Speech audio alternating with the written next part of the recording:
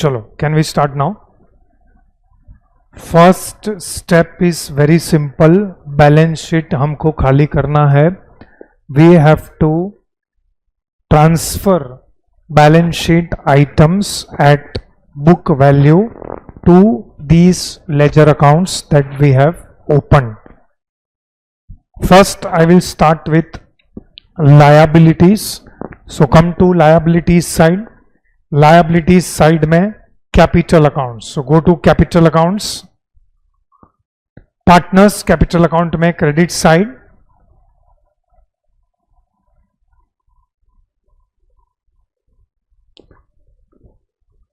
Buy balance brought down. Sun के column में 35,000. Star के कॉलम में 85,000. बी केयरफुल क्योंकि it is first and third column. Next we go for reserve fund. कोई बताएगा reserve fund को क्या करेंगे हम लोग? डिस्ट्रीब्यूट. तो it will come on which और which account, which side? Partners capital credit side पे लिखो by reserve fund. Partners capital account credit side by reserve fund. 15,000 को डिस्ट्रीब्यूट करो in the ratio of 5:3:2. As we can see profit sharing ratio is 5:3:2.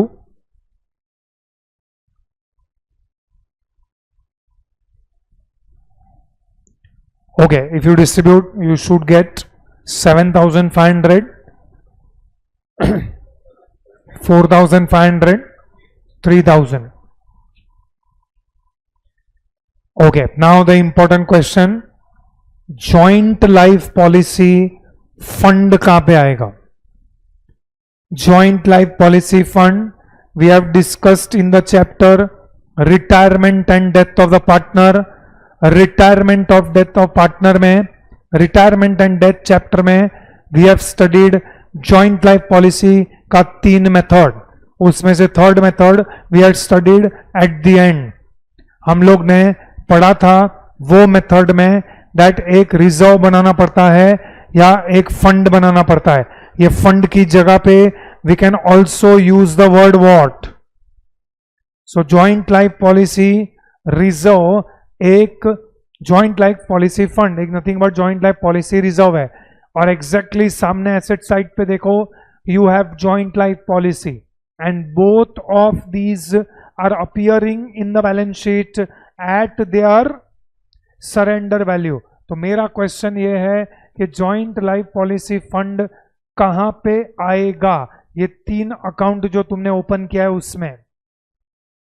इतना क्या सोच रहे हो? अच्छा ठीक है, चलो मैं एक को इजी कर देता हूं आपके लिए. थोड़ी देर के लिए समझ लो हम एसेट साइड पे जाते हैं.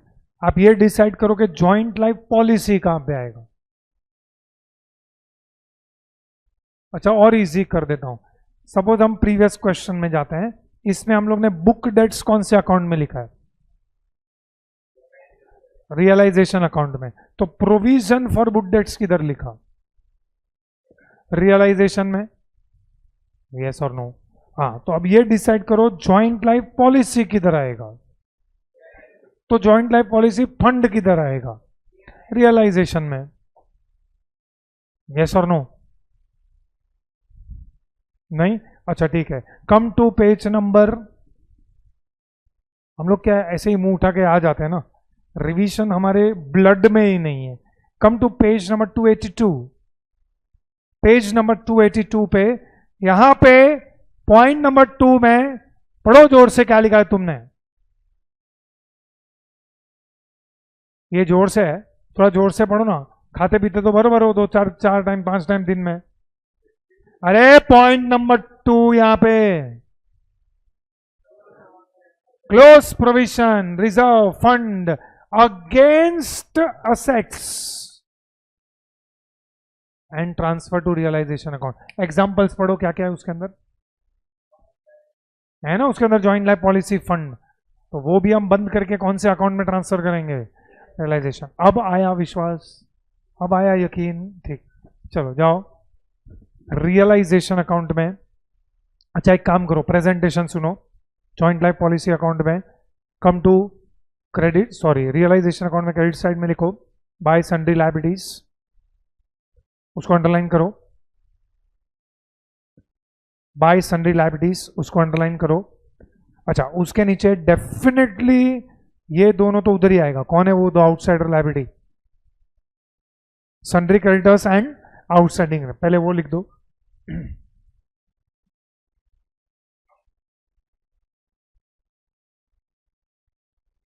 Sundry creditors outstanding rent inner column में 26,000 4,000, ये दोनों का टोटल आउटर कॉलम में लेके जाओ। बी फास्ट के नीचे एक लाइन छोड़ के लिखो by joint life policy fund, by joint life policy fund.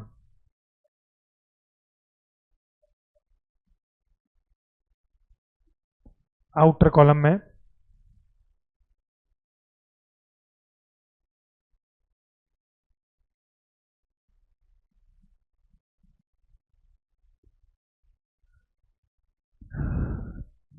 Okay, now come to asset side. Asset side पे लास्ट दो आइटम्स छोड़ के बाकी सब realisation account debit side. To furniture, sorry to sundry assets, उसके नीचे furniture, goodwill, joint life policy bracket में at surrender value as it is लिखो सब कुछ। चलो ये लिखा। What is the total in the outer column? Be fast, tell me fast. 1,45,000। Okay, cash and bank जाएगा bank account opening balance. So bank account में देखो opening balance, to balance brought down 40,000 and partners capital account debit side, to balance brought down Moon के column में 10,000। चलो, we have completed this. Now we will go below the balance sheet. Now these transactions are very easy, I think you can do it on your own. सिर्फ मुझे point number 1 का entry बोलो क्या आएगा। Furniture and stock were taken over by Sun, बोलो what is the journal entry? Sun's capital account debit to realisation, right down. Realisation account credit side में लिखो by Sun's capital account, underline that, by Sun's capital account, underline that. Next line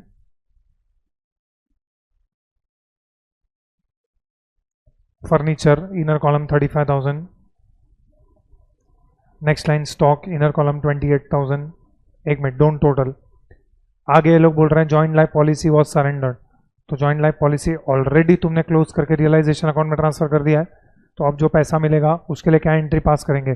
because of dissolution हो रहा है। Can you tell मी और कौन से situation था जिसमें हम जॉइंट लाइफ पॉलिसी को सरेंडर करते थे?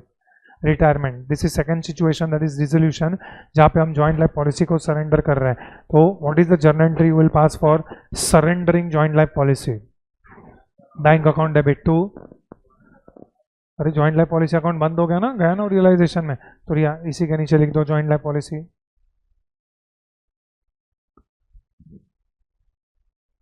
अच्छा, ये Sun's capital account, I am sorry. तो ये दोनों का टोटल करो by Sun's capital account 35,000 plus 28,000। Okay, इसका टोटल हम आउटर कॉलम में लेके जा सकते हैं। What is the total? 63,000। Okay, go to partners capital account. Partners capital account में you will go on the debit side to realisation account,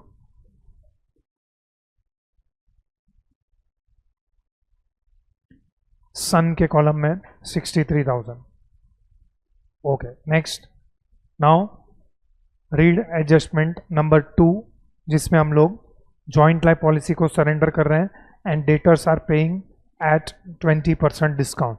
okay, for both this what is the entry we will pass? Bank account debit to realisation, तो go to realisation account credit side, don't leave any line, immediately next line by bank account, उसको underline करो।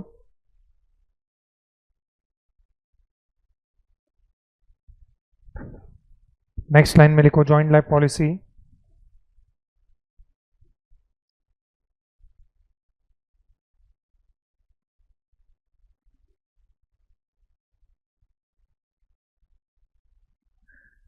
And next line लिखो sundry debtors.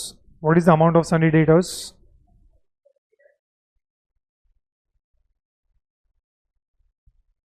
60,000 minus 20%, that is 48,000.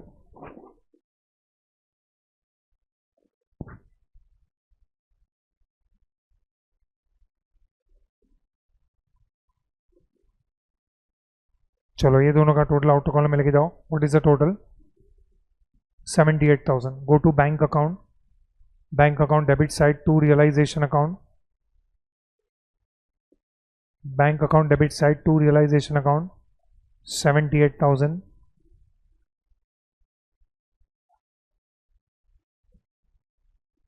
Okay, now we are going to pay the liabilities. Check करो which liabilities के बारे में वो लोग ने आपको बताया है. अच्छा, सन्ड्री क्रेडिटर्स को हम पे नहीं कर रहे हैं but taken over by Moon. तो what is the entry will pass for liability taken over by partner? Realisation account debit to Moon's capital. तो go to realisation account debit side, एक लाइन छोड़ के लिखो to Moon's capital account.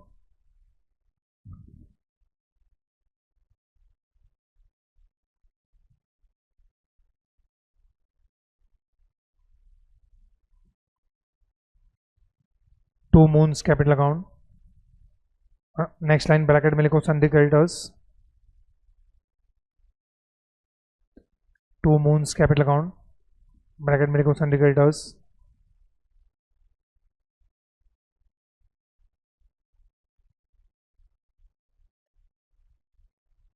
Go to partners capital account. I think credit side by realization account.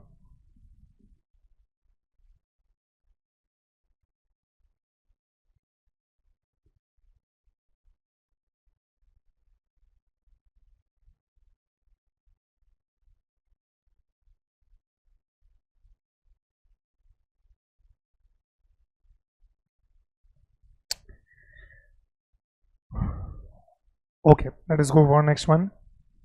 Before I pay those realization expenses, can you tell me ऐसा कोई liability है जिसके बारे में कोई information नहीं दिया है? Outstanding rent. तो outstanding rent के बारे में कुछ नहीं दिया तो what is the assumption that you will make? It is paid at book value. And realization expenses को pay करने का भी entry वही है.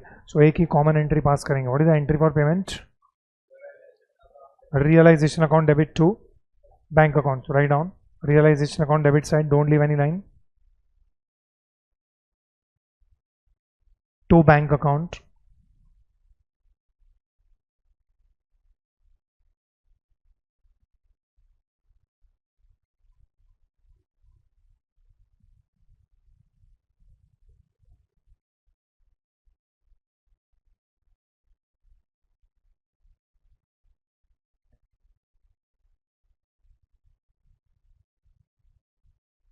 Underline that. Next line, realization expenses, inner column 2000. Immediately next line, outstanding rent, inner column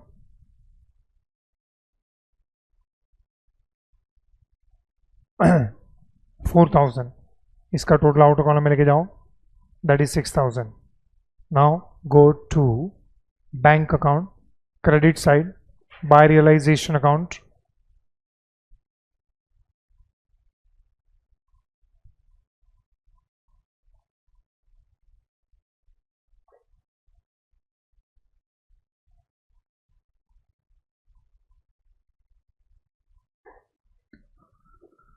By realization account, credit side,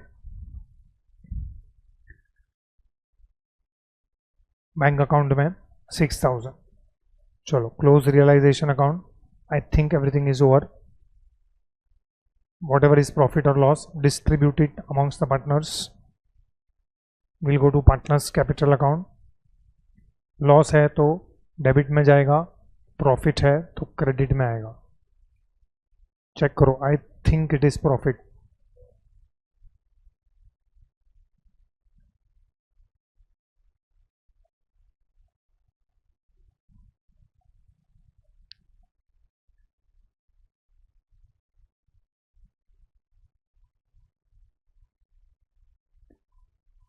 बोलो, how much is the profit in realisation account?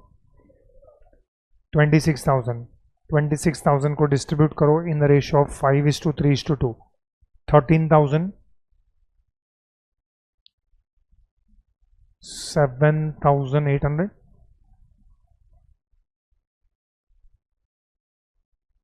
and 5,200. So realisation account debit side to partners capital account, उसको underline करो. Next line Sun Moon star,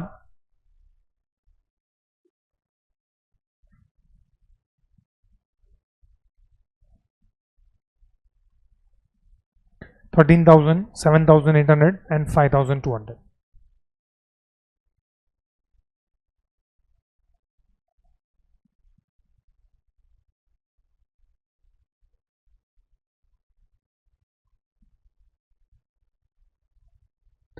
Okay, go to partners capital account credit side, buy realization account, same amounts 13,000, 7,800, 5,200.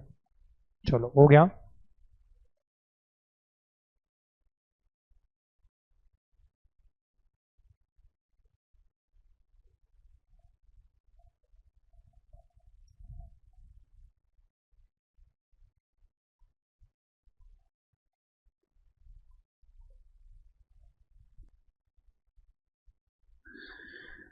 Close partners capital account, जो भी difference है, be careful.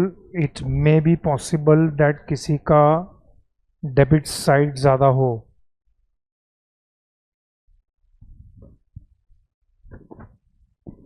Which partners capital में debit side is more? I think there is partner जिसमें debit side ज़्यादा है, सन, because sun furniture stock लेके गया.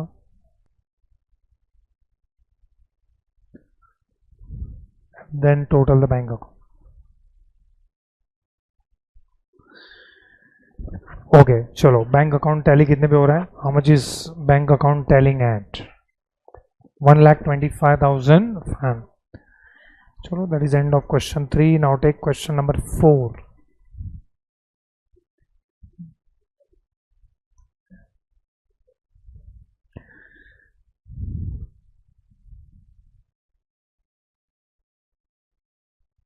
Okay, let us read question number 4. One obvious new thing in question number 4, आपको पता चल जाएगा. P and Q were partners sharing profits equally in LLP. Their balance sheet as on 31st March 2022, that is dissolution date, was as follows.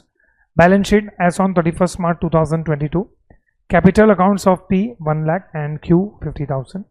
Creditors Q's current account. So here they are following which capital method? Fixed capital, reserves and bank overdraft. Then asset side, bank balance. So one thing, if you are observing कि asset side में bank balance भी है और bank overdraft भी है. Next, debtors, stock, furniture, machinery.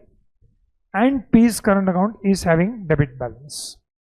P took over 50% of stock at 10% less on its book value, and remaining stock was sold at a gain of 15%. Furniture and machinery realized 30,000 and 50,000 respectively. There was an unrecorded investment which was sold for rupees 25,000. Debtors realized 90% only, and 1,245 were recovered for bad debts written off last year. There was an outstanding bill for repairs which had to be paid for rupees 2,000. You are required to prepare realization account, partners capital account, including transfer of current account balances and bank account in the books of the firm. चलो, as far as format is concerned, of course format नीचे दिया हुआ है, but without looking at that format, question में देख के बताओ, अगर ये क्वेश्चन आपको एग्जाम में आता है तो आप कौन से अकाउंट्स को बनाओगे? एक तो रियलाइजेशन अकाउंट, देन पार्टनर में और एक अकाउंट बनेगा, that is partners current account, then partners, then and if there is any partners loan तो वो भी बनेगा, जो नहीं है. सो हम लोग ने वही सब अकाउंट्स बनाए हैं. Now let us start with the same steps जो हम लोग ने लास्ट क्वेश्चन से या पहले वाले क्वेश्चंस में भी किया हुआ है। फर्स्ट स्टेप इस बैलेंस शीट को खाली करो। तो let us start with the liability side. Liability side पे you have capital account, so go to partners capital.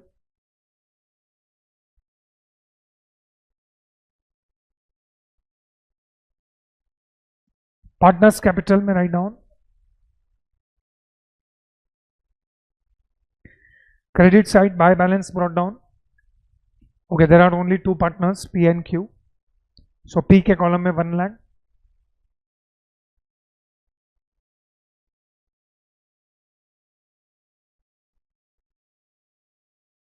And Q के कॉलम में 50,000. कैन यू टेल मी इस बाकी के 4 में से रियलाइजेशन में कौन कौन जाएगा? क्रेडिटर्स तो डेफिनेटली जाएगा, और कोई है जो रियलाइजेशन में जाएगा? Bank overdraft. So write down realisation account credit side पे ऑलरेडी हम लोग ने लिखा हुआ है बाय सन्ड्री लायबिलिटीज, उसके नीचे लिखो creditors inner column 20,000, bank overdraft inner column 5,000, दोनों का टोटल आउटर कॉलम में लेके जाओ विच इज 25,000. ठीक है, if it was that you will follow what you have done. Okay, now Q's current account जाएगा पार्टनर्स करंट अकाउंट के credit side में. Q's current account partners current account credit side by balance brought down Q के column में 10,000. Now very important, can you tell me reserves कौन से account में distribute करोगे आप? Current account, correct. Current account में जाओ, क्रेडिट साइड पे लिखो बाय रिजर्व्स. करंट अकाउंट हम क्रेडिट साइड पे लिखेंगे bye reserve. 15,000 will be distributed equally, 7,500, 7,500. Okay, go to bank account. Debit side, to balance brought down 30,000. Next, all this 4 will go to realization account. Debit side, debtors, inner column 25,000. Stock, inner column 35,000. Furniture, inner column 40,000. Machinery, inner column 60,000. Okay, and go to partners current account debit side. Partners current account debit side, to balance brought down P के column में 10,000. Okay, now let us start one by one. P took over 50% of the stock at 10% less on its book value. कोई बताएगा stock का book value कितना है? उसमें से कितना स्टॉक पी लेके गया? 17,500. कितने में? Okay, so what is the journal entry for this? Peace capital के current account debit. Peace current account debit to realisation. Go to realisation account. Realisation account में credit side by Peace current account. Next line bracket में लिखो stock. Again use next line and bracket में calculation बताओ. 35,000 into 50% into 90%.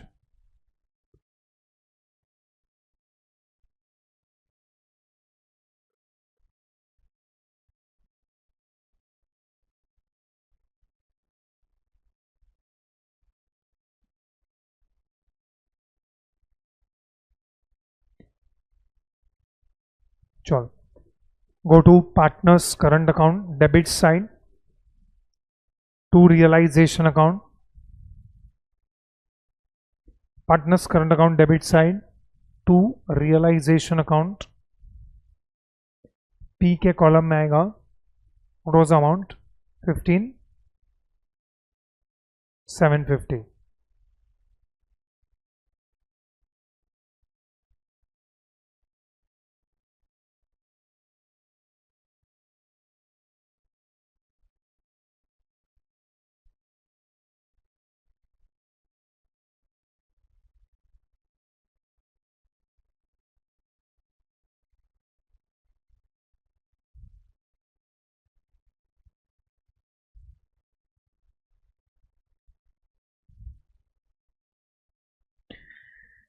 चलो next, remaining stock was sold at a gain of 15%।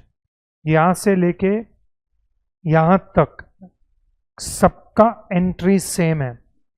Remaining stock यहां से लेके यहां तक ड्यूरिंग द और rather return of last year, तो इस सबका एंट्री एक ही है। व्हाट इज द एंट्री, पहले वो बनाते हैं। What is the entry for sale of stock, debit to. हाँ, तो पहले come to realisation account, credit side पे लिखो by bank, underline that, underline that. Next line में लिखो रिमेनिंग स्टॉक, नेक्स्ट लाइन में लिखो रिमेनिंग स्टॉक। सेम लाइन में ब्रैकेट कंप्लीट करना है हम लोग को। सो ब्रैकेट में लिखो 35,000 इंटू 50%, क्योंकि remaining stock is 50%। Okay, it was sold at a gain of 15%, तो इंटू कितना परसेंट, 115%। 35,000 into 50% into 115%। अब बोलो रिमेनिंग स्टॉक का अमाउंट कितना है, 20,125। डोंट टोटल, मतलब कुछ भी आउटर कॉलम में मत लेके जाओ। इमीडिएटली नेक्स्ट लाइन में लिखो, क्योंकि फर्नीचर एंड मशीनरी भी रियलाइज किया है, तो नेक्स्ट लाइन में लिखो फर्नीचर,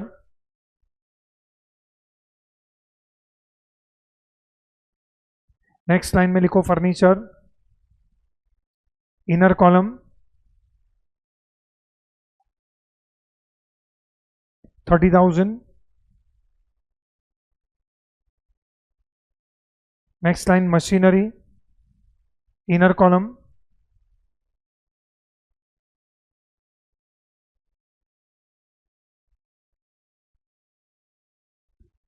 50,000।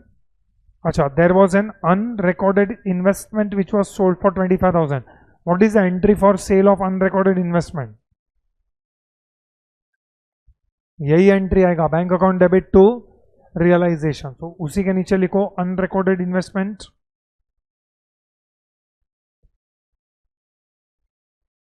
उसी के नीचे लिखो unrecorded investment.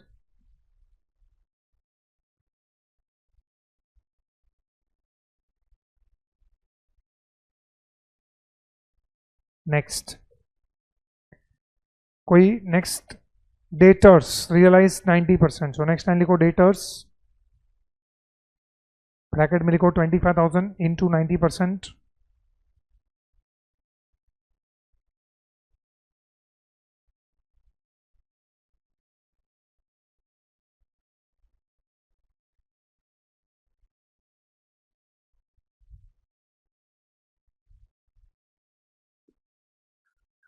and 1, 2, 4, 5 were recovered for bad debts written off last year. What is this 1, 2, 4, 5?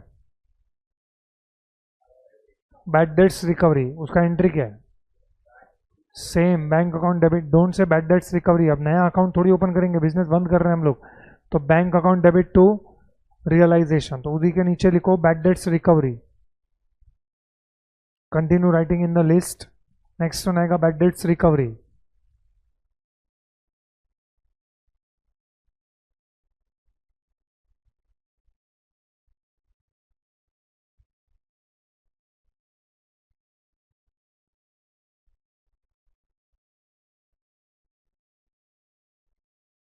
ये सबका टोटल आउटर कॉलम में बोलो कितना है,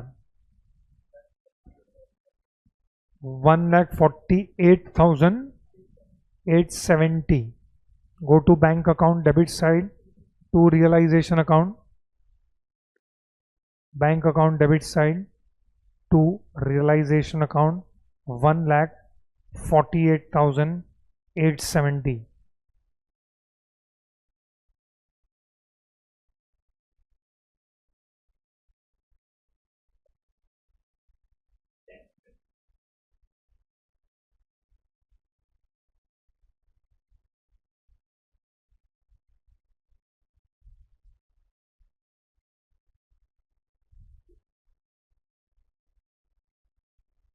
चलो next, there was an outstanding bill for repairs which had to be paid for 2,000।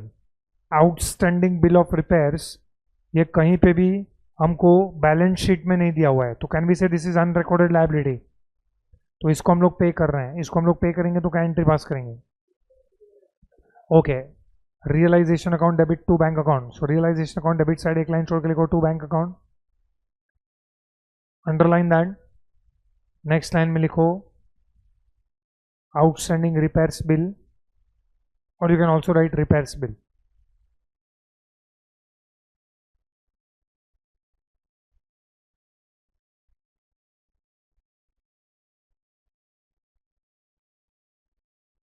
Next, अच्छा ऐसा कोई लायबिलिटी है जिसके बारे में इंफॉर्मेशन नहीं दिया है? दोनों liability, which are the two liabilities? तो ये लोग दोनों को क्या अज्यूम करेंगे? They are to be paid off at book value. So उसी में कंटिन्यू करो. नेक्स्ट लाइन क्रेडिटर्स, क्रेडिटर्स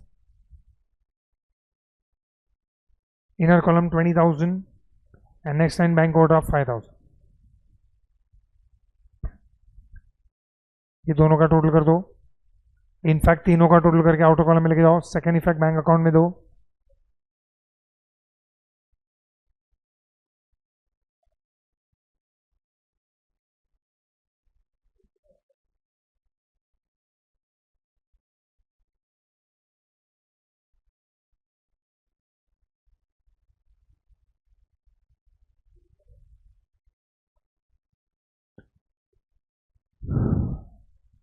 ये सबका total is 25 plus 2,000, 27,000. Realisation account to bank, bank account में बाय रियलाइजेशन अकाउंट अगर आप क्लोज करोगे, जो भी प्रॉफिट लॉस है वो किस में ट्रांसफर करोगे? करंट अकाउंट क्लोज करके किधर ट्रांसफर करोगे? और कैपिटल को क्लोज करके बैंक अकाउंट पेमेंट कर दोगे. That is a sequence. Close this, complete the question.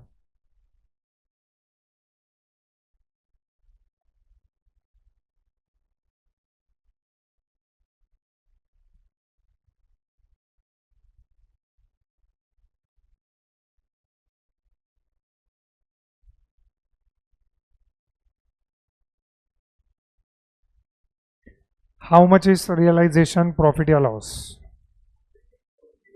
2620. Profit है कि लॉस? प्रॉफिट 1310, 1310. डेबिट साइड पे आएगा to partners current account. What is balancing figure in P's current account? P के current account में difference क्या है? डेबिट के credit, मतलब पी के करंट अकाउंट में which side is more? P का करंट अकाउंट डेबिट साइड ज्यादा है, तो क्रेडिट साइड पे आएगा बाय पीस कैपिटल 16.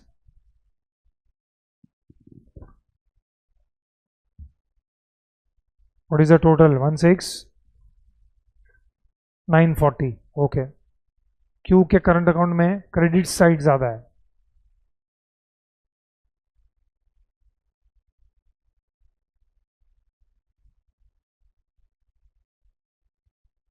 क्यू के करंट अकाउंट में debit side is more, sorry credit side is more. What is the difference? तो क्यूज करंट अकाउंट में डेबिट साइड पे आएगा 2, क्यूज कैपिटल अकाउंट.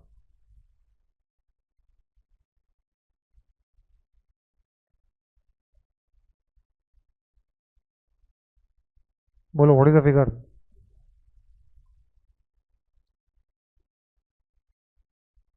18,810. इसको कैपिटल अकाउंट में डालो.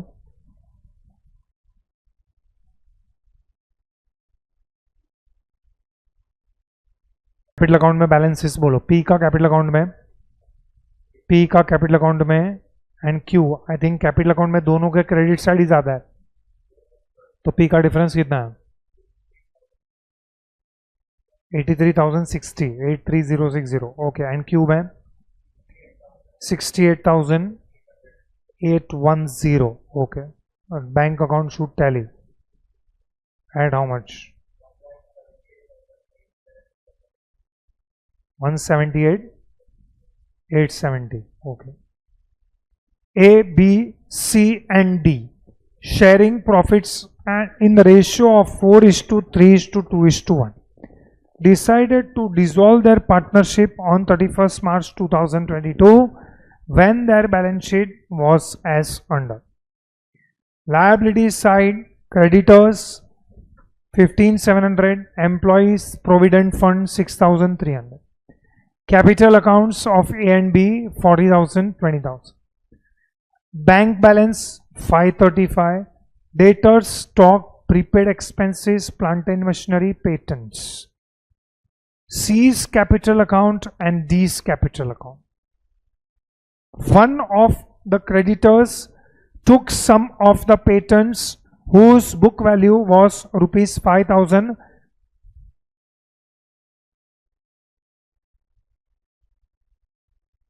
पहले कर लो.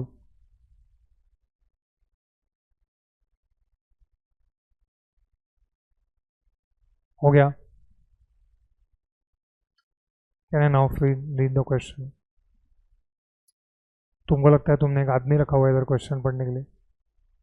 Do you think I am your servant reading the question?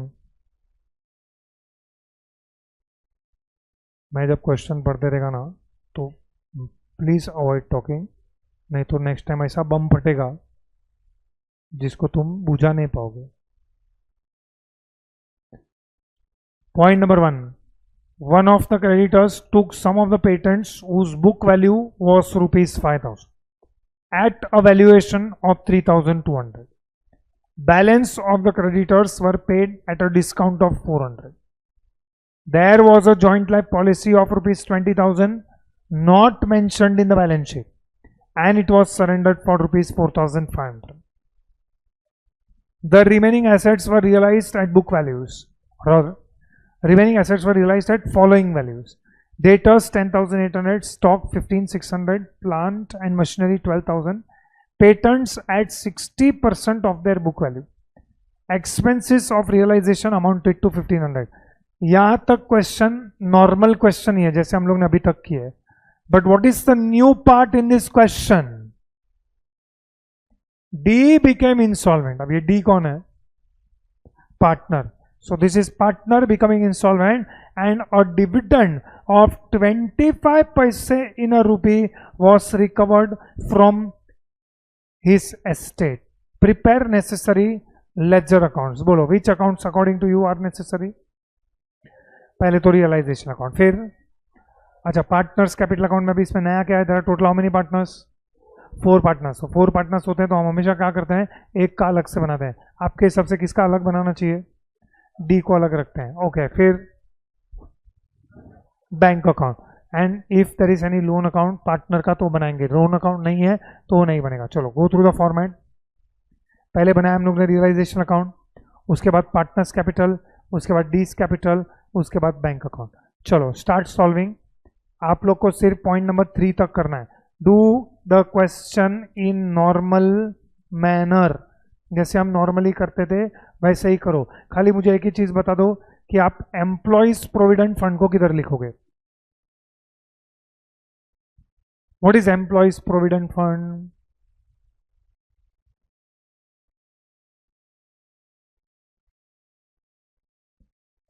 Employees provident fund कभी सुना ही है?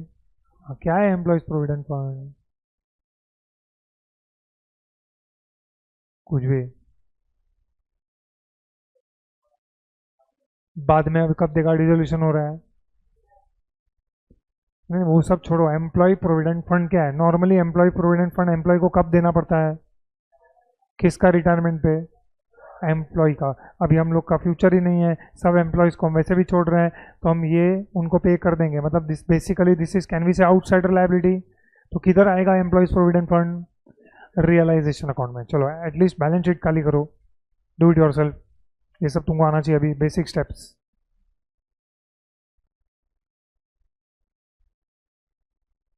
Tell me, creditors and employees provident fund, ये दोनों will go to which account, which side? Realisation account, credit side. Creditors, employees provident fund. Capital accounts में opening balance we have to write. So capital accounts का presentation please check. यहाँ पे capital accounts में credit side पे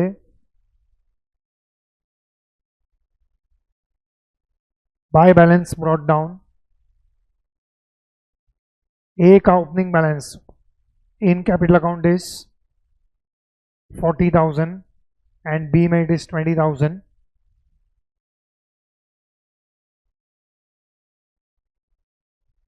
C के capital account में debit balance है, वो हम बाद में लिखेंगे.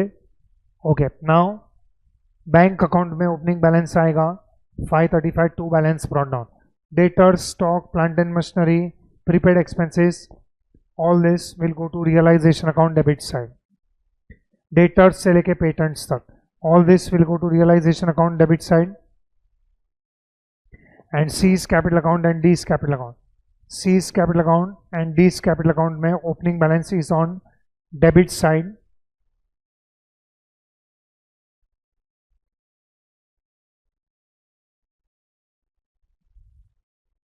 C के capital account में opening balance is on debit side 3,200. D's capital account में भी डेबिट साइड 8415. चलो, now we have completed the balance sheet. उसके बाद one of the creditors took over patents whose book value was 5,000 at a valuation of 3,200. ये हम लोग ने last time discuss किया है. What is the entry for asset taken over by liability? No journal entry is required to be passed for asset taken over by liability because creditors account भी close होकर revaluation account में चला गया है and patents account भी close होकर realization account में चला गया है. So now when liability is taking over any asset, हम कोई entry pass नहीं करेंगे. However, कोई बताएगा कि अगर मेरे को यहां से माइनस करना है तो क्रेडिटर्स में से हम लोग कितना माइनस करेंगे? क्रेडिटर्स में से हम लोग कितना माइनस करेंगे? 3,200. 3,200 माइनस करने के बाद बैलेंस क्रेडिटर्स कितना बचेगा? 12,500. और पेटेंट्स में से हम कितना माइनस करेंगे? How much is gone out of patents? How much is balance patents? 3,000. हम क्यों बता रहे हैं? क्योंकि बाकी के पेटेंट्स का और क्रेडिटर्स का क्या हुआ वो आगे बोला है. Balance creditors were paid at a discount of 400. So when I say balance creditors means how much? 12,500. इसको हम लोग डिस्काउंट ऑफ 400 पे पे कर रहे हैं. मतलब how much is payment made to balance creditors? हाँ, so what is the journal entry?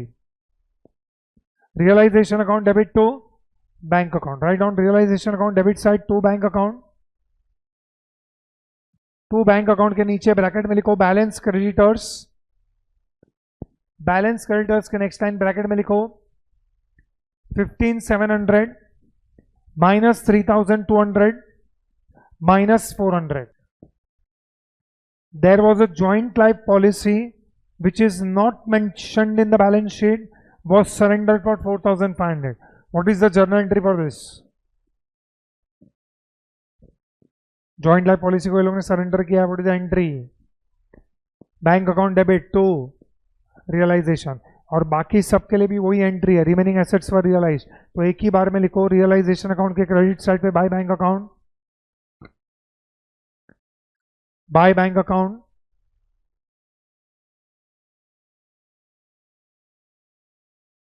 underline that. Next line, joint life policy.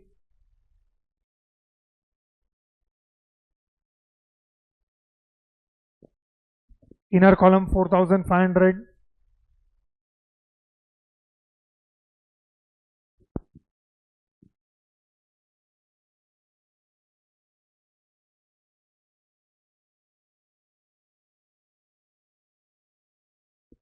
Next line, debtors.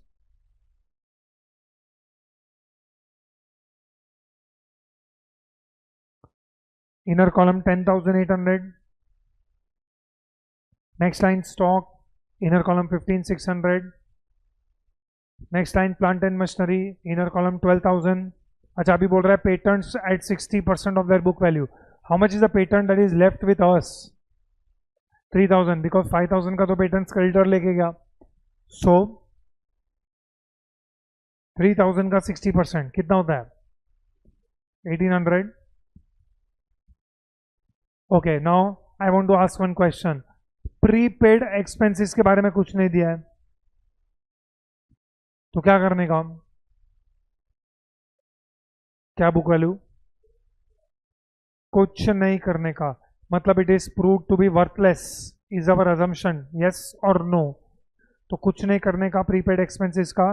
This is one asset जिसके बारे में कुछ नहीं दिया है. Okay, is there any liability जिसके बारे में कुछ नहीं दिया है? तो उसका क्या करोगे? एम्प्लॉय प्रोविडेंट फंड का पे ऑफ करेंगे. So what is the entry for paying off employee provident fund? Realisation account debit to bank account. And expenses of realisation भी पे करना है, तो entry will be same. So realisation account के debit side पे लिखो to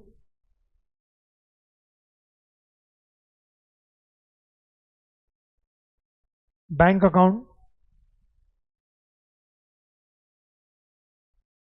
to bank account, underline that. Next line expenses of realization, inner column 1500. उसी में नीचे लिखो employee provident fund. Employee provident fund is paid off at book value 6300. ये दोनों का टोटल आउटर कॉलम मिलकर जाओ 7800. बैंक अकाउंट में पोस्टिंग करो इसका.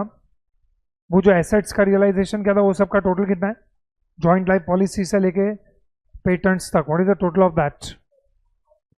44,000. उसको भी बैंक अकाउंट में पोस्ट करो.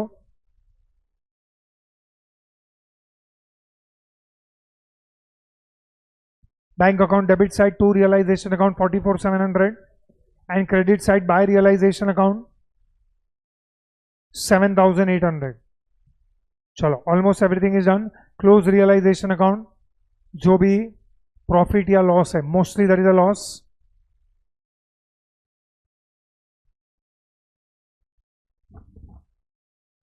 ओके, टेल मी कितना है रियलाइजेशन का loss?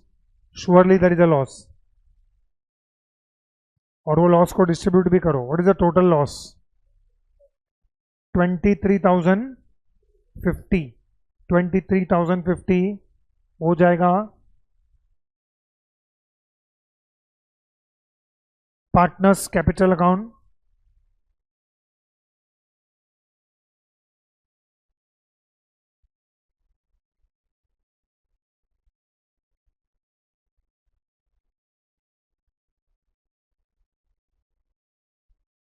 Partners capital account A B C D.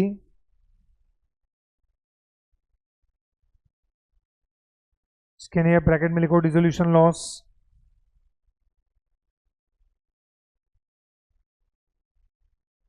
$23,050.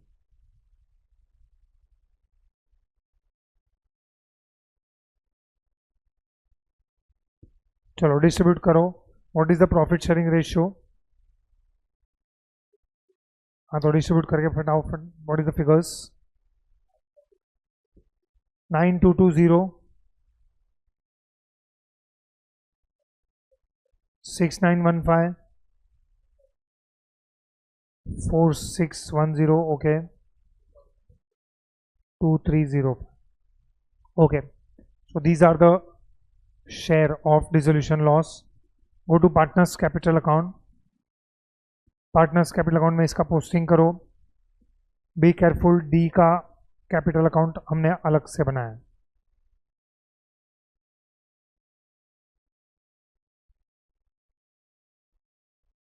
D के कैपिटल अकाउंट में भी आएगा to realisation account.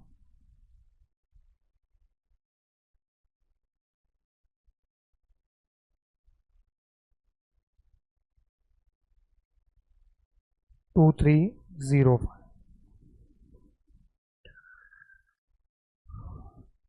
Write till here and then stop writing. कौन है?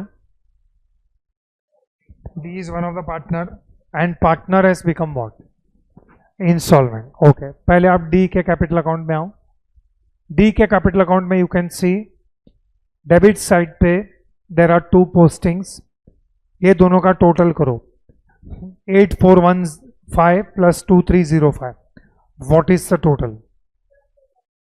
10,000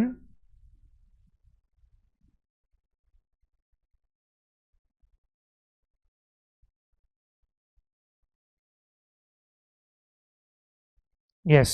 What is the total of this capital account? Debit side 10,000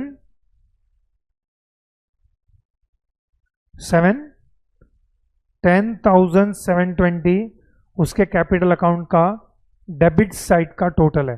can you tell me debit side का total मतलब क्या? D के पास से 10,720 इज रिसीवेबल के 10,720 is payable to D? Receivable. So D has to pay 10,720. But ये question में क्या हो गया है?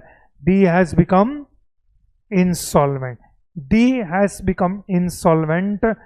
पर ऐसा नहीं है कि D is not paying anything. D के पास से a dividend of 25 पैसे in a rupee was received. तो D 25 पैसे इन रुपी, 25 पैसे in rupee means how much percent? 25% D हमको दे रहा है, तो 10,720 का इंटू 25% करो, कितना होता है? 26। इतना पैसा डी हमको दे रहा है, तो क्या 2680 डी के पास से हम लेंगे? क्या हम बोलेंगे नहीं नहीं रहने दे, तू तो इंस्टॉलमेंट हो गया है? ऑब्वियसली लेंगे। बोलो what is the entry you will pass for 2680? Bank account debit to D's capital account. So write down D's capital account के क्रेडिट साइड में by bank account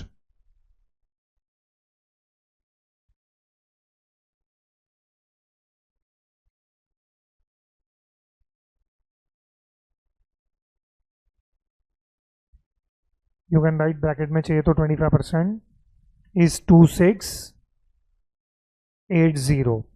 now you have bank account, bank account के भी debit side में जाके लिखो to D's capital account, bank account के debit side पे जाके लिखो to D's capital account.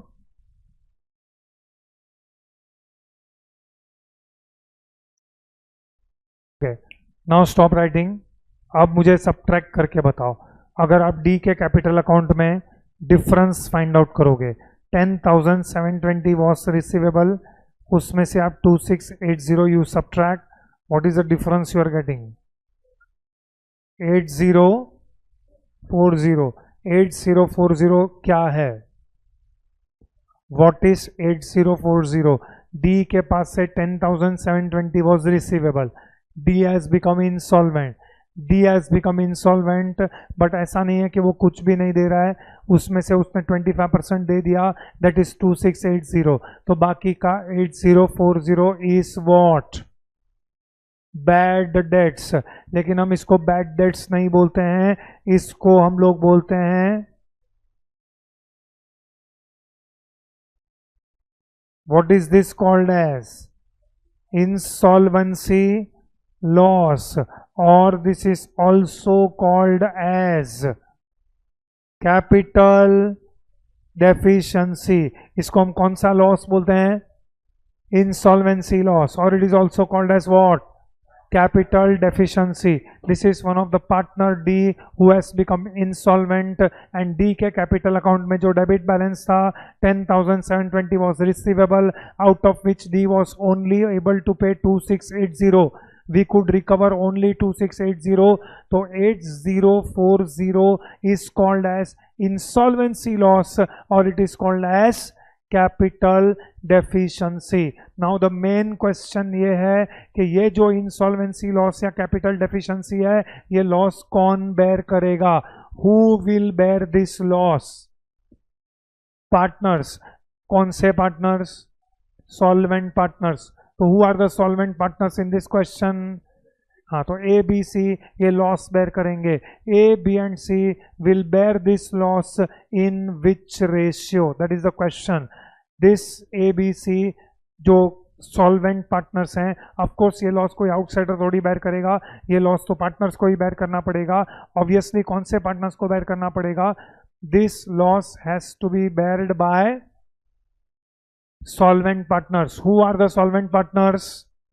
A B C. तो मेन क्वेश्चन ये है, these partners will bear this loss in which ratio? Profit sharing ratio. कोई बता सकता है how much is the profit sharing ratio? 4:3:2:1. मतलब डी तो गया. तो now this will be beared between which partners? A B C. वो तो क्लियर है. इन the ratio of 4:3:2. That is profit sharing ratio. Everybody believes this? Okay, stop. See here, मैं एक छोटा सा एग्जांपल ले रहा हूं जस्ट टू एक्सप्लेन. उसके बाद मैं वापस से क्वेश्चन पे आऊंगा. तो यहां पे देखो,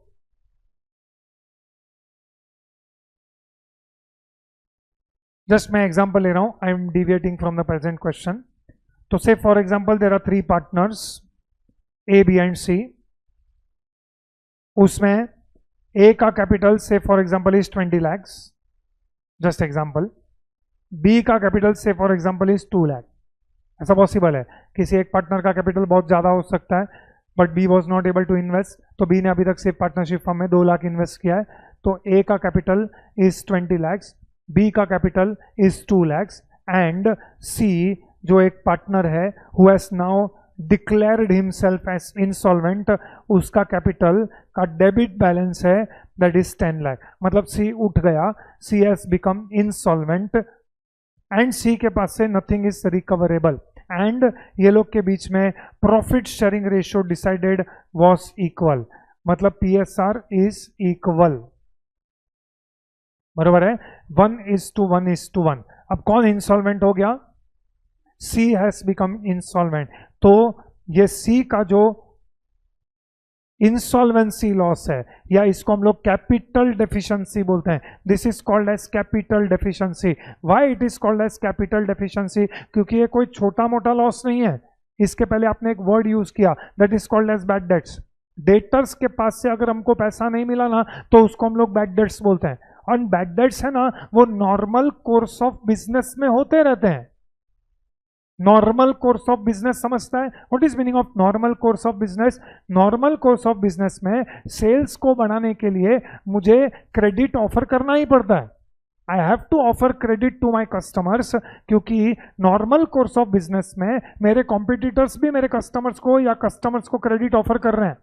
सो मैं भी क्रेडिट ऑफर कर रहा हूं. And when I am offering credit there is always a risk of bad debts. Bad debts is a loss which is happening or takes place in the normal course of business. इसके लिए जब bad debts होता है तब उसको हम PNL account में transfer कर देते हैं. ये तो नॉर्मल कोर्स ऑफ बिजनेस का लॉस है. इसमें ऐसा कोई सरप्राइज नहीं है. मुझे पता है कि अगर मैं 10-12 लाख 15 लाख का क्रेडिट में सेल कर रहा हूं तो उसमें से 10 20 25 हजार 50 हजार मेरा डूबने ही वाला है. That is not a new thing for me और that is not something which is surprising. But partner का इंसॉल्वेंट हो जाना is not something which is happening in the normal course of business और due course of business. He is a partner, he is not a debtor. ऐसा नहीं है कि मैंने किसी को क्रेडिट में गुड्स बेचा था और वो इंसॉल्वेंट हो गया, उसमें से मेरा पैसा डूब गया. लेकिन ये पार्टनर है. पार्टनर का इंसॉल्वेंट हो जाना is not a small thing. तो पार्टनर अपने आप को इंसॉल्वेंट डिक्लेयर कर रहा है, उसके वजह से जो लॉस हो रहा है इसलिए उसको बोला गया है it is a capital loss. It is which loss? Capital loss, जो नॉर्मल कोर्स ऑफ बिजनेस में नहीं होता है, ड्यू कोर्स ऑफ बिजनेस में नहीं होता ही है. अब ये जो लॉस है ये ऑब्वियसली रिमेनिंग पार्टनर्स बेयर करेंगे, as you rightly said. Of course remaining partners मतलब रिमेनिंग सॉल्वेंट पार्टनर्स उसको बेयर करेंगे. Who are solvent partners in my example here is A and B. So A and B are solvent partners. And आपने बोला कि ये जो capital deficiency है या ये जो इंसॉल्वेंसी लॉस है will be beared by solvent partners in their profit sharing ratio. तो मेरे एग्जांपल में solvent partners are A and B and ये लोग के बीच में प्रॉफिट शेयरिंग रेशियो इज 1:1. तो सी का जो कैपिटल डेफिशिएंसी है वो ए भी बेयर करेगा और बी बेयर करेगा. सो 20 lakhs माइनस 5 लाख. तो ए का कैपिटल में से 5 लाख आप माइनस करोगे और पार्टनर बी जिसका कैपिटल 2 लाख था, उसको दूसरे पार्टनर का कैपिटल डेफिशिएंसी आपने बेयर करवाया ऑफ 5 लाख, जिसके वजह से अब बी का कैपिटल में डेबिट बैलेंस हो गया है और अब बी के पास से 3 लाख रिसीवेबल है और अब बी उसके वजह से इंसॉल्वेंट हो गया है। क्योंकि बी बोलेगा मेरे पास जितना था मैंने सब फॉर्म में डाल दिया, ये 2 लाख भी उसमें से 1 लाख में कहां से तो मांग मांग के लेके आया हूं, बीवी के भाई से लेके आया हूं,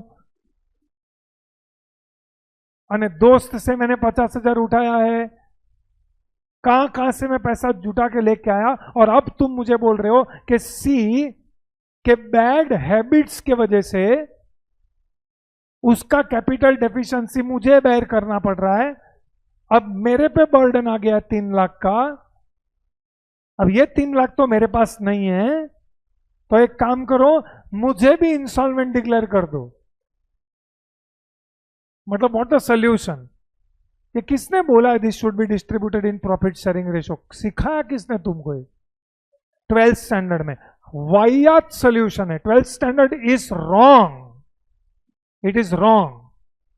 You think from B point of view. अच्छा, A will not mind distributing this in profit sharing ratio. A क्या बोलेगा? मजा आ रहा है, होने दो प्रॉफिट शेयरिंग रेशियो में। A will not disagree to this. B will always object. B बोलेगा why profit sharing ratio? पहले तो ये नॉर्मल टाइप का लॉस नहीं है। सी ट्राई टू अंडरस्टैंड। इसके लिए पहले मैंने आपको बैड डेट्स का पॉइंट समझाया। बैड डेट्स जो होता है ना, वो नॉर्मल कोर्स ऑफ बिजनेस में होते रहता है। बैड डेट्स का जो लॉस रहता है, it is a normal course of business का लॉस। इस लॉस को आप पीएनएल अकाउंट में जाके लिखो, इस लॉस को प्रॉफिट शेयरिंग रेशियो में डिस्ट्रीब्यूट करो, because such kind of loss takes place in normal course of business. Due course of business में ये लॉस होते रहता है, बट ये कोई नॉर्मल तरीके का लॉस नहीं है। पार्टनर आए दिन इंसॉल्वेंट नहीं हो जाता है। तो अगर पार्टनर इंसॉल्वेंट हो गया है तो this is an insolvency loss और कैपिटल डेफिशिएंसी।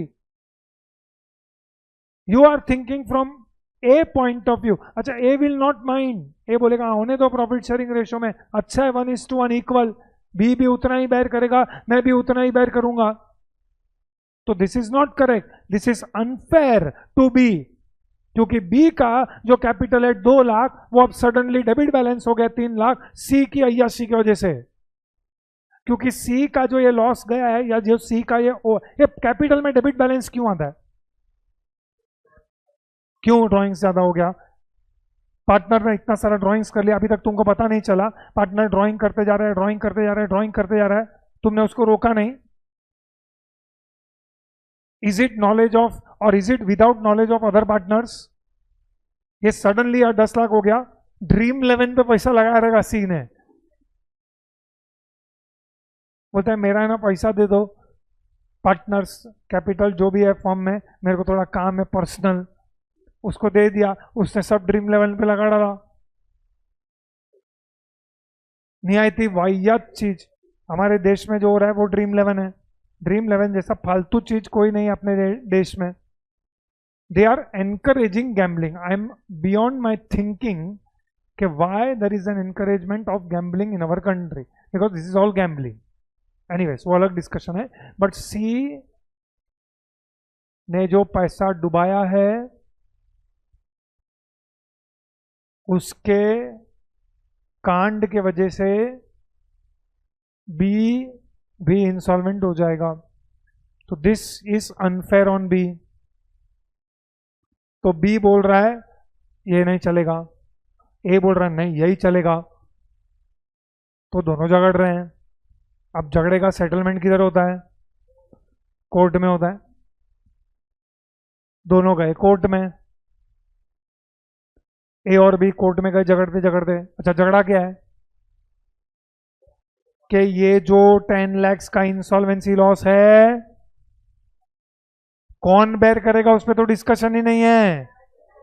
वो कैसे डिस्ट्रीब्यूट करने का डिस्कशन उस पर। और तुम्हारा महाराष्ट्र स्टेट बोर्ड ये बोलता है कि it should be in their profit sharing ratio. जो इस देश में क्या, बाकी बहुत सारे देशों में नहीं फॉलो करता है कोई भी।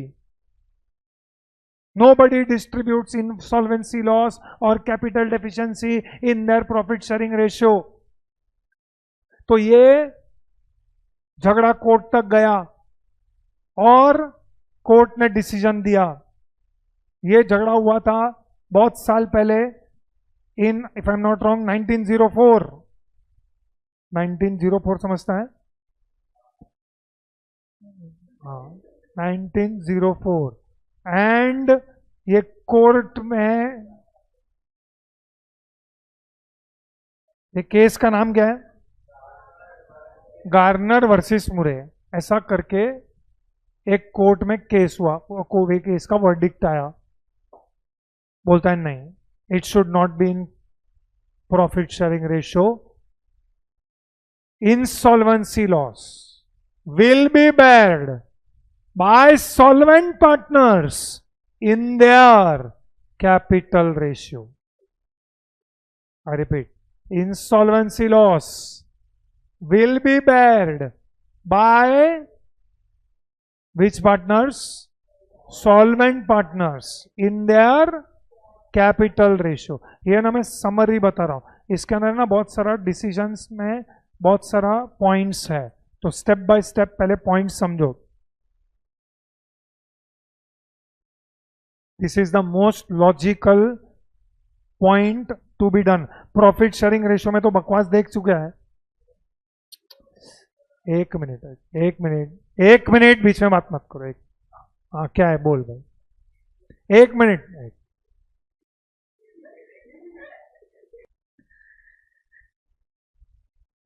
Moral of the story, we are going to follow which rule?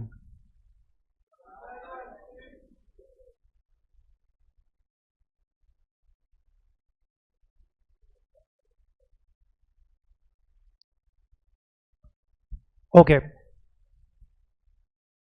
Garner versus Murray rule is compulsory in CA foundation. मतलब तुम्हारे पास चॉइस नहीं है, मतलब आप ऐसा आर्ग्यू नहीं कर सकते हो क्वेश्चन में कुछ नहीं दिया है, because if you see nothing is mentioned in the question, but in CA institute का examination Garner versus Murray rule is compulsory to. एंड ये रूल आप कब फॉलो करोगे? When partner has become insolvent.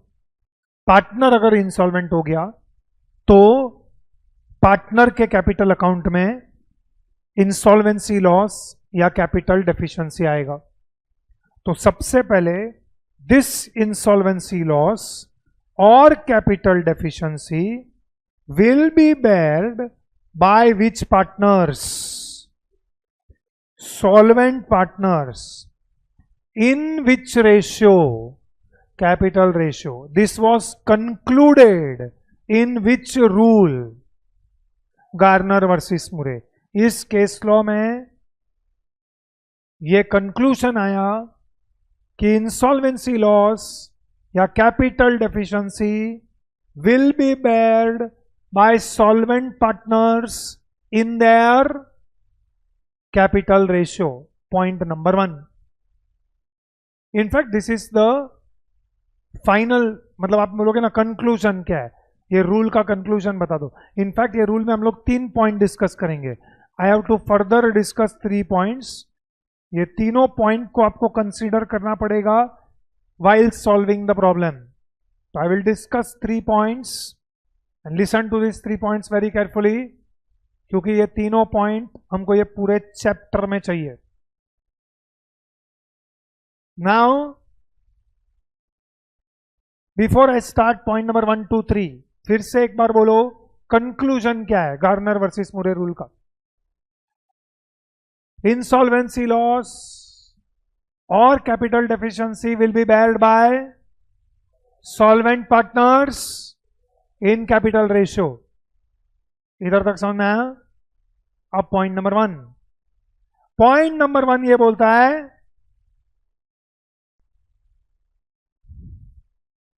As I told you, Garner versus Murray rule में clearly बोला गया है insolvency loss will be beared by solvent partners in their capital ratio. लेकिन पॉइंट नंबर 1, ये रूल में ये भी बोला गया है, any solvent partner who is having debit balance will not bear such insolvency loss. अगर ऐसा कोई पार्टनर है जो सॉल्वेंट है लेकिन उसके कैपिटल में डेबिट बैलेंस है, he will not bear insolvency loss.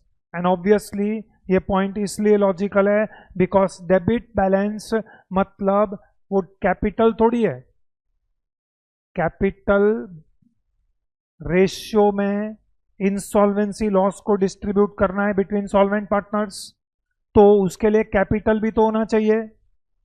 तो जो पार्टनर का डेबिट बैलेंस है उसका फर्म में कैपिटल ही नहीं है। व्हेन कैन यू से पार्टनर का कैपिटल है? When capital is appearing on which side? Liability side. Liability side पे अगर कैपिटल दिख रहा है तो हम बोल सकते हैं कि इस पार्टनर का ये फर्म में कैपिटल है। लेकिन एनी सॉल्वेंट पार्टनर जिसका कैपिटल में डेबिट बैलेंस है can not be asked to bear such insolvency loss because वो पार्टनर का फर्म में कैपिटल ही नहीं है। कैपिटल में डेबिट बैलेंस मतलब वो नेगेटिव कैपिटल हो गया। Like for example, can you tell me this point is applicable to which partner in this sum? Because this point is applicable to one of the partner in this sum. Who is that partner? C. Is partner C solvent? अरे इस partner C solvent? ये सम में कौन insolvent हो गया है? D. तुम अपने आप से किसी पार्टनर को इंसॉल्वेंट मत करो। क्वेश्चन में क्लियरली बोला है D has become insolvent. तो कैन वी से अदर पार्टनर्स आर सॉल्वेंट? ऐसा जरूरी नहीं है पार्टनर के कैपिटल में डेबिट बैलेंस मतलब वो इंसॉल्वेंट हो गया है। आज ही हम लोग ने एक सम किया सन मून स्टार वाला, उसमें मून करके एक पार्टनर था, उसका डेबिट बैलेंस है, तो तुम उसको इंसॉल्वेंट घोषित मत कर दो कि डेबिट बैलेंस मतलब ये उठ ही गया रहेगा। That is not correct. Question has to tell you that any partner has become insolvent. तो इस क्वेश्चन में क्लियरली बोला है who is the partner who has become insolvent? D. So what about A, B and C? Solvent. Okay, can you tell me इस तीनों में से solvent partners A B C are solvent partners, उसमें से who is that partner जिसके capital में debit balance है? सी। तो in that case insolvency loss कौन बेयर नहीं करेगा? सी, बिकॉज उसके कैपिटल में डेबिट बैलेंस है। इन अदर वर्ड सी का कैपिटल ही नहीं है, उसका नेगेटिव कैपिटल है।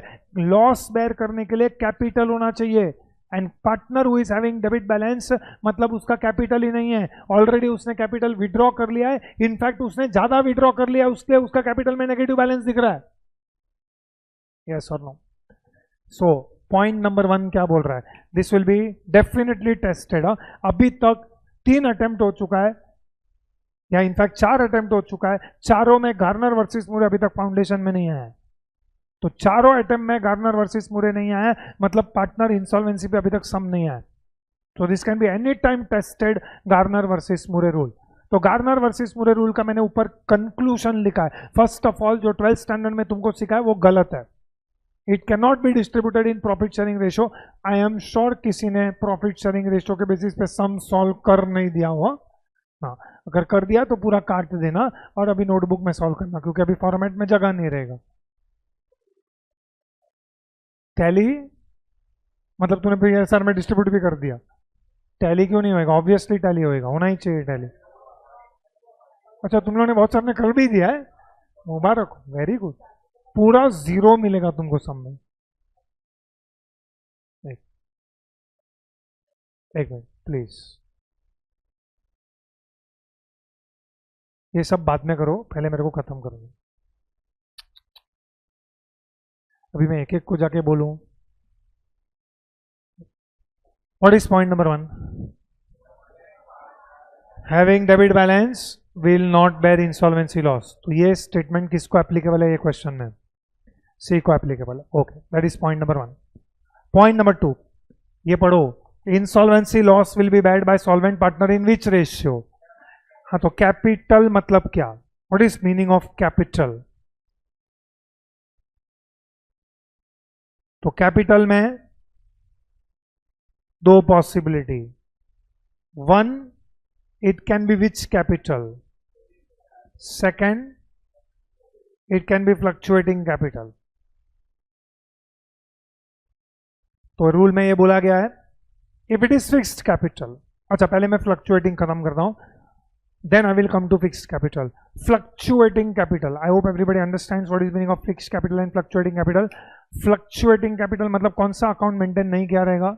Current account. You can say in our current question it is fluctuating capital, because कहीं पे भी आपको बैलेंस शीट में करंट अकाउंट नहीं दिया गया है. So if it is fluctuating capital, fluctuating capital में कैपिटल रेशियो जब आप ढूंढ रहे हो, हम लोग एक सम करेंगे ऐसा, बट फ्लक्चुएटिंग कैपिटल में जब आप कैपिटल रेशियो ढूंढ रहे हो तो आप सिर्फ दो ही एडजस्टमेंट्स करोगे. कैपिटल का balance plus reserves minus accumulated losses. अगर फ्लक्चुएटिंग कैपिटल फॉलो हो रहा है तो फ्लक्चुएटिंग कैपिटल में जब मैं कैपिटल ढूंढ रहा हूं, see for distributing insolvency loss I will require capital because I am going to distribute that insolvency loss in which ratio? Capital ratio. तो capital ratio में distribute करने के लिए मुझे capital चाहिए, तो वो capital का मीनिंग क्या है? तो if it is fluctuating capital method, मतलब इफ में क्वेश्चन में फ्लक्चुएटिंग कैपिटल मेथड है तो आप सिर्फ दो ही एडजस्टमेंट करोगे. कैपिटल का बैलेंस लोगे, उसके अंदर you will add reserves and you will subtract accumulated losses. उसके बाद जो आंसर आएगा वो रेशियो में आप इंसॉल्वेंसी लॉस या कैपिटल डेफिशिएंसी को डिस्ट्रीब्यूट करोगे between solvent partners. Of course ये 3 पॉइंट जो मैं लिख रहा हूं दिस आर क्यूमुलेटिव, मतलब ये तीनों एक साथ करना पड़ेगा. सबसे पहले अगर कोई सॉल्वेंट पार्टनर है जिसका डेबिट बैलेंस है तो वो सॉल्वेंट पार्टनर को can not be distributed insolvency loss और capital deficiency. For example in our question partner C is that partner जिसका डेबिट बैलेंस है, तो C will not bear D का insolvency loss. Point number 1. Point number 2, अब जब मैं insolvency loss को distribute करूंगा बिटवीन ए एंड बी तो मुझे ए एंड बी का कैपिटल चाहिए. So when I say A and B का कैपिटल, तो पहले मुझे चेक करना पड़ेगा कि क्वेश्चन में फिक्स्ड कैपिटल है या फ्लक्चुएटिंग कैपिटल. तो अगर फ्लक्चुएटिंग कैपिटल है, capital balance plus reserves minus accumulated losses. अच्छा अभी ध्यान से सुनो, ऐसा अभी तक है नहीं लेकिन पॉसिबल है. सपोज हमने ये capital balance plus reserve minus accumulated losses किया और किसी का जो डेबिट बैलेंस था वो क्रेडिट हो गया. ऐसा हो सकता है ना, रिजर्व्स बहुत सारा है तो उसके वजह से डेबिट बैलेंस कन्वर्ट हो गया इनटू, तो will that partner bear insolvency loss? Yes. अच्छा उल्टा भी पॉसिबल है, किसी पार्टनर का क्रेडिट बैलेंस था बट अक्यूमुलेटेड लॉसेस डिस्ट्रीब्यूट करने की वजह से उसका कैपिटल में डेबिट बैलेंस हो गया. Will that partner bear insolvency loss? No. तुमको समझ रहा है मैंने क्या बोला? सो कैपिटल में तुम दो ही एडजस्टमेंट कर सकते हो. कौन से दो एडजस्टमेंट कर सकते हो? रिजर्व्स को ऐड करने का और अक्यूमुलेटेड लॉसेस को माइनस करने का. उसके बाद जो बचा रहेगा वो यूज करोगे for capital ratio. This is if they are following which capital method? Fluctuating. If they are following fixed capital method तो इट इज वेरी सिंपल, कुछ भी करने का जरूरत नहीं है. जो भी फिक्स्ड कैपिटल्स रहेंगे वो एज इट इज उठा लेने का. लाइक फॉर एग्जांपल आज ही हम लोग ने एक सम किया, of course it was not insolvency का सम बट जस्ट ये सम नहीं हम लोग बेस ले सकते हैं क्योंकि इसमें दो ही पार्टनर थे. Like for example you can see this question, thin short and fat. ये 3 पार्टनर हैं, थिन शॉर्ट एंड फैट. इसके अंदर कैपिटल अकाउंट भी है और इसके अंदर करंट अकाउंट भी है और इसके अंदर ये सम में फैट इंसॉल्वेंट हो गया है. तो फैट अगर इंसॉल्वेंट हो गया है तो फैट का insolvency loss who will bear? Solvent partners. Who are solvent partners in this question? Thin and short. तो आप देख सकते हो थिन एंड शॉर्ट का कैपिटल अकाउंट्स है, तो ये फिक्स्ड कैपिटल मेथड है। तो फिक्स्ड कैपिटल मेथड में रिजर्व्स कुछ नहीं, सीधा फिक्स्ड कैपिटल का जो रेशियो है 8:5 वो रेशियो में आप डिस्ट्रीब्यूट कर दोगे। This is if they are following which capital method, fixed capital method. ये हो गया point number 2। And point number 3 which is slightly weird. Point number 3 is slightly weird and most of the time students लोग point number 3 भूल जाते हैं। इसके लिए हमेशा हम point number 3 पहले करेंगे, बाद में 1 and 2 करेंगे, क्योंकि रूल का जो रूल है वो रूल तो हमको याद रह जाता है। बहुत जन क्या याद रखते हैं मालूम है, इंसॉल्वेंसी लॉस कैपिटल रेशियो में डिस्ट्रीब्यूट करने का। ये गलत है, पूरा याद रखो। Insolvency loss will be beared by solvent partners in their capital ratio. ये पूरा याद रखने का, क्योंकि ट्रू और फॉल्स में पूछ सकते हैं, ऑब्जेक्टिव्स में पूछ सकते हैं, थियरी क्वेश्चन करके पूछ सकते हैं। बोलेंगे discuss Garner versus Murray rule. सो गार्नर वर्सेस मुरे रूल का कंक्लूजन ये है, insolvency loss will be beared by solvent partners in their capital ratio. ये कोई ऐसा तैसा लॉस नहीं है कि आपने जस्ट उसको उठा के पीएसआर में डिस्ट्रीब्यूट कर दिया। बैड डेट्स एक ऐसा लॉस है जिसको आप पीएसआर में डिस्ट्रीब्यूट करो, because that is a loss which is happening in due course of business. ये नॉर्मल कोर्स ऑफ बिजनेस में चलते रहता है। ये बैड डेट्स हो गया, ठीक है, पीएनएल में ट्रांसफर कर दिया एंड वो पीएसआर में डिस्ट्रीब्यूट हो गया, बट ये एक कैपिटल लॉस है। आए दिन पार्टनर इंसॉल्वेंट नहीं होता है। Partner becoming insolvent is an exceptional transaction, it is an extraordinary transaction and loss arising out of that transaction is a capital loss. तो वो जो लॉस है गार्नर वर्सेस मुरे में ये रूल निकला है कि it should be distributed in capital ratio between solvent partners, but while you do this you have to take care of point number 1 and 2। Point number 1 में you can not give such loss to solvent partner who is having debit balance in his capital, and while finding out that balance in capital you have to be careful. First you have to find out it is fixed capital या fluctuating। तो अगर fluctuating capital है तो जो भी capital का balance है plus reserve minus accumulated losses करना है, उसके बाद जो आंसर आया वो रेशियो हम यूज करेंगे। और अगर फिक्स कैपिटल है तो कोई एडजस्टमेंट नहीं करना है, as it is balance sheet में देखो जो कैपिटल है वो कैपिटल यूज कर लो। And point number 3 which is slightly weird but unfortunately वो रूल में है, और वो रूल में है तो हमको फॉलो करना पड़ेगा। कोर्ट ने डिसीजन दिया है, कोर्ट ने ये पॉइंट्स दिया है कि भाई at the time of insolvency ये सब होना चाहिए। Point number 3,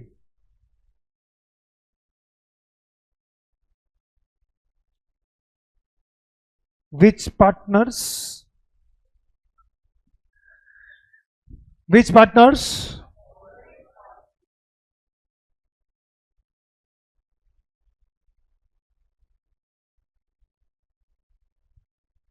what will solvent partners do? Bring cash.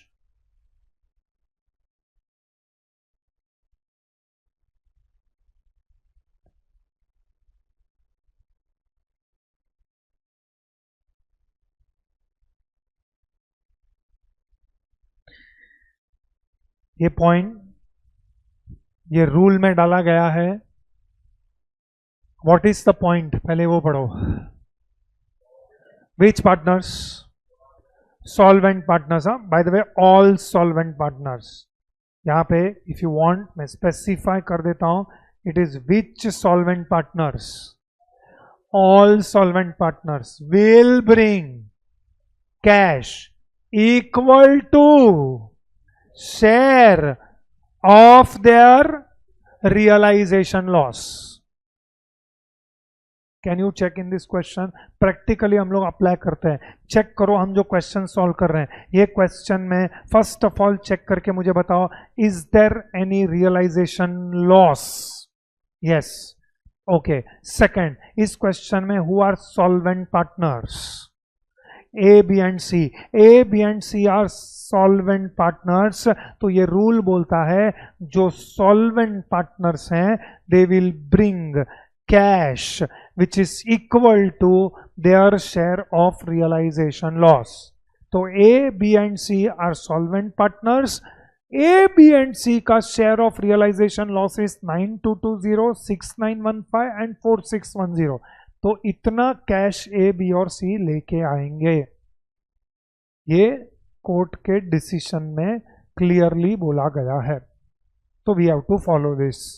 तो मैं स्टार्ट ही यहां से करता हूं कि A B and C are solvent partners, so they will bring cash equal to their share of realisation loss.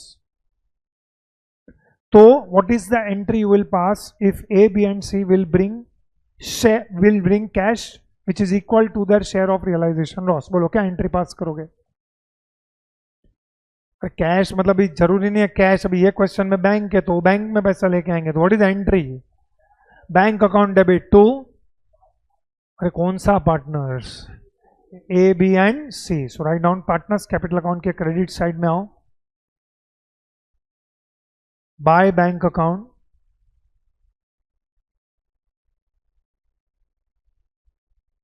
Bye bank account A के column में 9220, बी के कॉलम में 6915 एंड सी के कॉलम में 4610। Bye bank account 9220, 6915 and 4610। सो मैंने point number 3 को satisfy कर दिया है। पॉइंट नंबर 3 में बोला गया है all solvent partners will bring cash equal to their share of realisation loss. तो नीचे बैंक अकाउंट में इसका सेकेंड इफेक्ट दो। बैंक अकाउंट के डेबिट साइड में आएगा to S capital account 9220, to S capital account 9220, next line में लिखो टू बीस कैपिटल अकाउंट 6915,